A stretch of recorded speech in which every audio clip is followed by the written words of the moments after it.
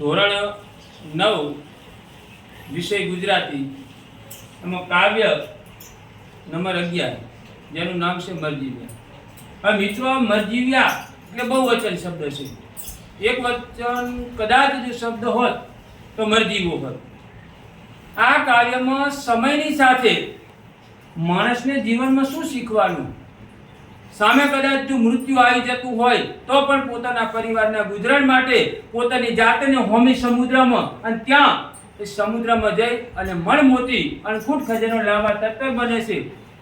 અને તેવા સમયે એમના જીવનની સાથે જોડાયેલ, એમના જીવનની સાથે જે રહેલ છે એવી એમની પત્નીઓ તેમને વાળે છે કે આગળ નથી જવું।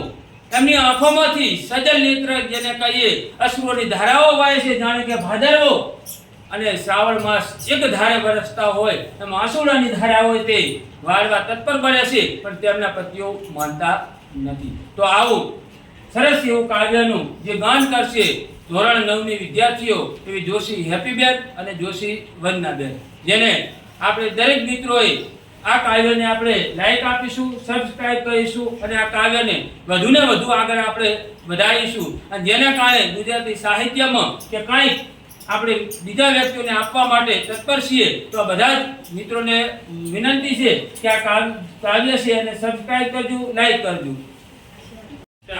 સમુદ્ર પાણી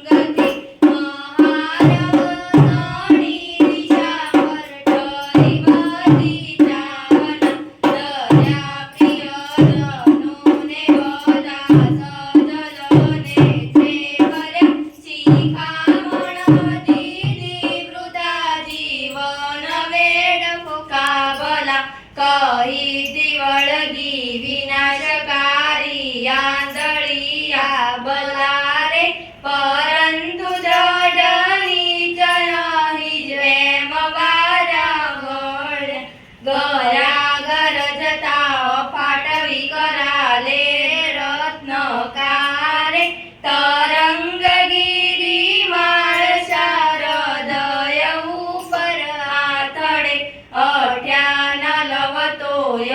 સાહસિક સર્વરે કૂદી પડ્યા, અગાધ જળમાં પ્રવેશી કાળને ગહ્વરે કૂદ્યા મરણના તમમય તળો અને પામ્યા